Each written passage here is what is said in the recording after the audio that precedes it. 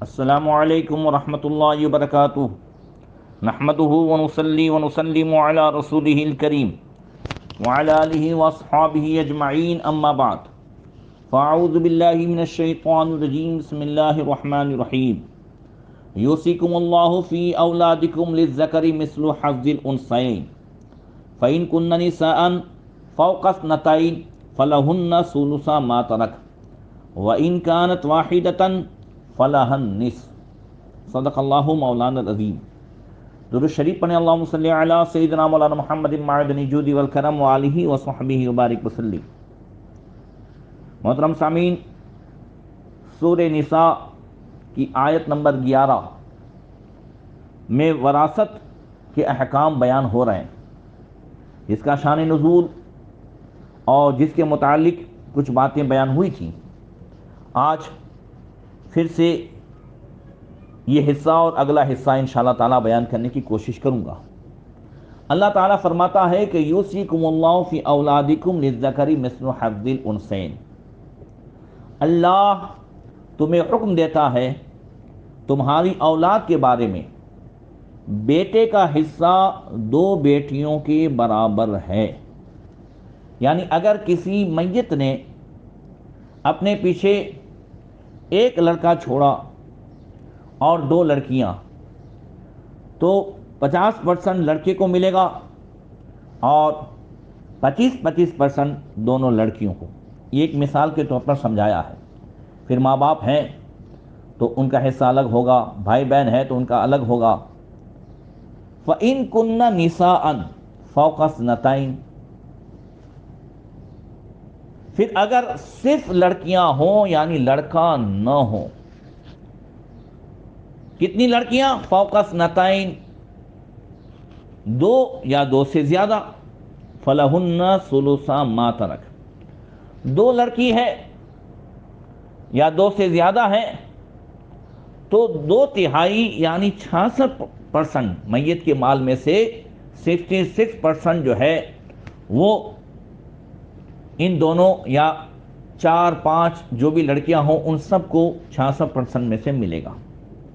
وَإِن كَانَتْ وَاحِدَةً فَلَهَا النِّصْفُ، اور اگر میت کی صرف ایک ہی لڑکی ہے اور دوسرا کوئی نہیں ہے تو اسے میت کے مال میں سے آدھا ملے گا۔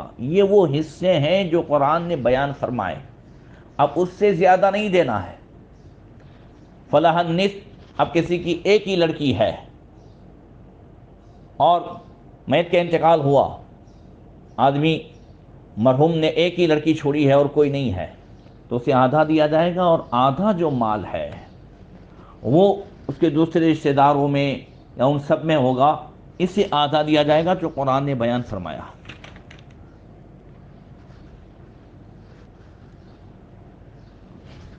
گزشتہ درس میں یہ بیان کیا تھا کہ زمانے جاہلیت میں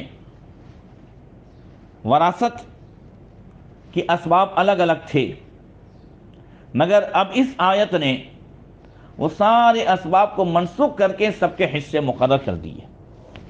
اس لیے اس آیت کا خلاصہ یہ ہے کہ اے مسلمانوں، اب تک جو ہو چکا وہ ہو چکا، اب اللہ تمہیں تاکیدی حکم دیتا ہے کہ اپنے چھوڑے ہوئے مال سے اپنی اولاد کو اس طرح وارث بناؤ کہ ایک بیٹے کو 2 بیٹیوں کے برابر حصہ دو، یعنی بیٹے کا حصہ ڈبل اور بیٹی کا سنگل۔ یہ اس صورت میں ہے کہ جب میت کی بیٹی بیٹا دونوں ہوں، لیکن اگر اس نے بیٹا کوئی نہیں چھوڑا، صرف بیٹی چھوڑی ہے، تو اگر ایک چھوڑی ہے تو اسے سارے مال کا آدھا ملے گا، اور اگر ایک سے زیادہ چھوڑی 2 یا 3 تو مال کا 2/3 یعنی 66%۔ یہ اولاد چھوٹی ہو یا بڑی، عقل مند ہو یا دیوانی، بہرحال میراث سے یہ حصہ سب کو ملے گا۔ کبھی کبھی ہوتا ہے کہ یہ نہیں رکھتا ہے، یہ اس کو جو ہے یہ ابا کو رکھتا تھا، وہ ابا کو نہیں رکھتا تھا، تو یہاں فرما بردار نافرمان سب اولادوں کو جو حصہ قرآن نے مقرر کیا ہے اس کے حساب سے دیا جائے گا، اور یہ دینا فرض ہے۔ اب کچھ مسائل بھی دیکھ لیں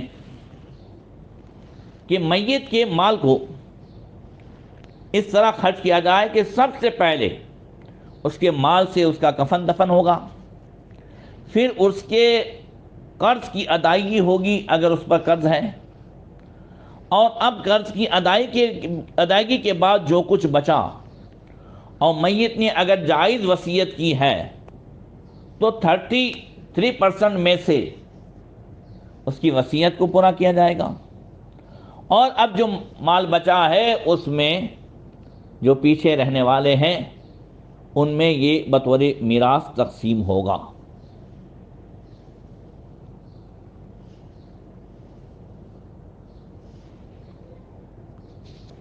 اب اللہ تعالیٰ آگے ارشاد فرماتا ہے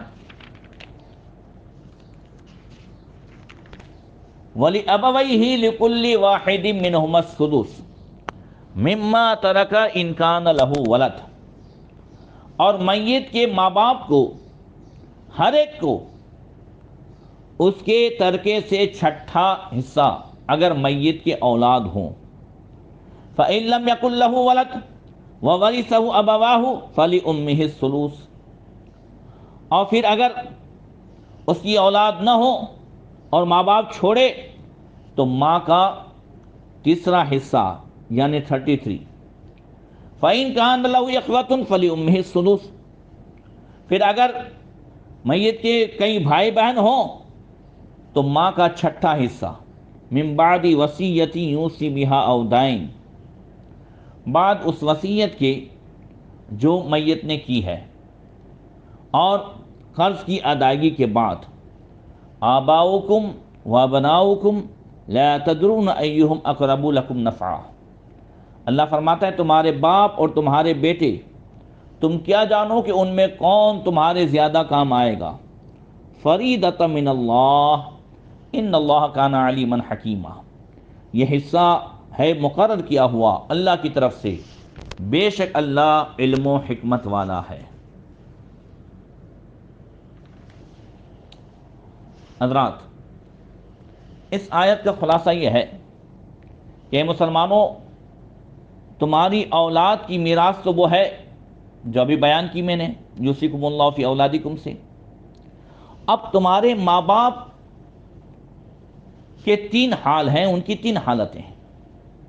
اگر میت نے ماں باپ کے ساتھ اپنی یا اپنے بیٹے کی کوئی اولاد چھوڑی ہو، بیٹا یا بیٹی یا دونوں، تو ماں باپ دونوں جو ہیں وہ ذی فرض ہوں گے، یعنی ان کے حصے مقرر ہوں گے۔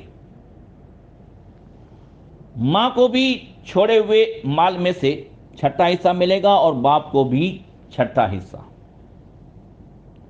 اور بقیہ مال ان سب کا ہوگا جو دوسرے رشتہ دار ہیں۔ اور دوسرا حال یہ ہے کہ میت نے ماں باپ کے ساتھ اولاد نہیں چھوڑی، نہ ایک نہ زیادہ،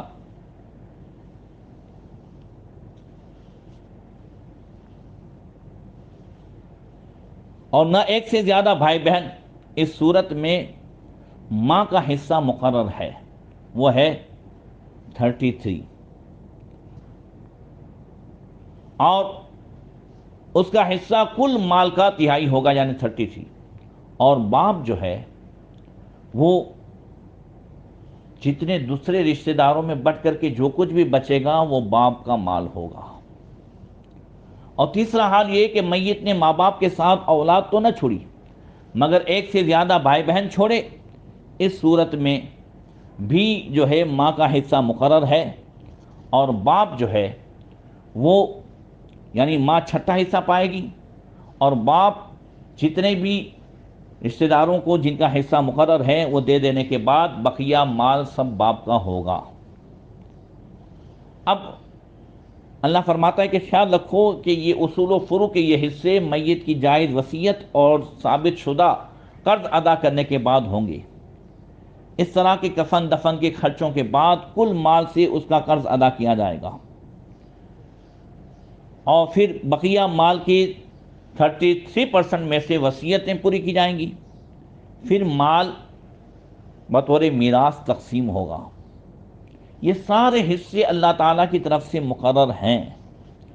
اللہ تعالیٰ علیم بھی ہے اور حکیم بھی ہے، اس کے ہر کام میں 1000 حکمتیں ہیں۔ چنانچہ حضرت سید المفسرین عبداللہ ابن عباس رضی اللہ تعالیٰ عنہ سے روایت ہے کہ نبی کریم صلی اللہ علیہ وسلم نے فرمایا، یہ جنتی جنت میں اپنے مقام میں پہنچ کر وہ جنتی آدمی پوچھے گا کہ میری بیوی، میرے ماں باپ، اولاد کہاں ہیں؟ تو کہا جائے گا کہ وہ ہیں تو جنت میں ہی، مگر تجھ سے نچلے درجے میں ہے، کیونکہ ان کے نیک اعمال تجھ جیسے نہیں تھے۔ وہ عرض کرے گا، مولا میں نے دنیا میں نیکیاں اپنے لیے بھی کی تھی اور ان سب کے لیے بھی۔ اس کی اس عرض پر دریائے کرم جوش میں آئے گا اور اللہ حکم دے گا کہ ان سب کو ترقی دے کر ان کے ساتھ رکھو۔ اللہ اکبر۔ لہذا یہ حدیث بتاتی ہے کہ تمہیں کیا خبر کہ کل جنت میں تمہیں ماں باپ کے ذریعے عروج ملے گا یا اولاد کے ذریعے سے عروج ملے گا۔ یہ چند باتیں تھیں جو مسائل کے طور پر بیان ہوئی۔ انشاءاللہ تبارک و تعالی آئندہ آیت میں جو سببی رشتہ ہے، یعنی نکاح کے ذریعے سے، تو میاں بیوی میں آپس میں ایک دوسرے کو کیا ملے گا، انشاءاللہ اس کی تفصیل بیان کی جائے گی۔ پھر اس کے بعد کچھ سمجھنے کے لیے میں کچھ مثالیں پیش کروں گا کہ اگر میت نے یہ چھوڑا تو یہ ہوگا، اگر میت نے یہ چھوڑا تو یہ ہوگا۔ مثال کے طور پر اگر ایک آدمی کا انتقال ہوا اور اس کی بیوی بھی ہے اور اس کے بچے بھی ہیں، تو سب سے پہلے بیوی کا جو ہے 8واں حصہ نکلے گا، یعنی 100 میں سے 12.5 روپیہ بیوی کو ملے گا۔ اور اب اس کے بعد مان لیجئے کہ 3 لڑکے ہیں اور 2 لڑکیاں ہیں، تو اب 8واں حصہ نکالنے کے بعد 12.5 روپیہ نکل گئے۔ اب بقیہ جتنے ہیں ان سب کا ٹوٹل 8 حصہ کیا جائے گا، اس میں سے 6 حصے تینوں بھائیوں کو چلے جائیں گے اور 2 حصے یعنی ایک جو ہے یہ بہنوں کو چلے جائیں گے۔ تو اس طریقے سے چند مثالیں انشاءاللہ تبارک و تعالی پیش کی جائیں گی جس سے وراثت کے مسائل کو سمجھنے میں آسانی ہو۔ اللہ تبارک و تعالی ہم سب کو عمل کرنے کی توفیق عطا فرمائے۔ السلام علیکم ورحمۃ اللہ وبرکاتہ۔